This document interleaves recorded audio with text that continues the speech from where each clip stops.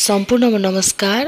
मैले हजुरहरुको लागि तन्नाबाट थैला बनाएर देखाएको छु। सबैजना साथीहरूले अन्तिमसम्म हेरिदिनु होला। किनभनेपछि हजुरहरुको घरमा तन्नाहरु कुनै च्यातिएको छ, फाटेको छ भनेपछि नफ्याक्नु होला। हजुरहरुले भुसहरु हाल्ने थैला बनाउन सक्नुहुन्छ। एकदमै राम्रो पनि देखिन्छ। बोराहरुमा त्यति अटाइदैन।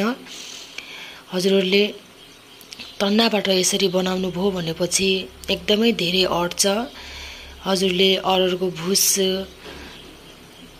गहुँको भुस, मसुरको भुस यसरी हाल्न सक्नुहुन्छ। मैले तन्नाको चार कुनै भागको चाहिँ लम्बाइको एक साइडमा चाहिँ मैले सिलाएको छैन, एक साइडमा सिलाएको छु। मुखको भाग चाहिँ हजुरले एक साइडको नसिलाउनु होला। हेर्नुस् त एकदमै राम्रो पनि देखिन्छ।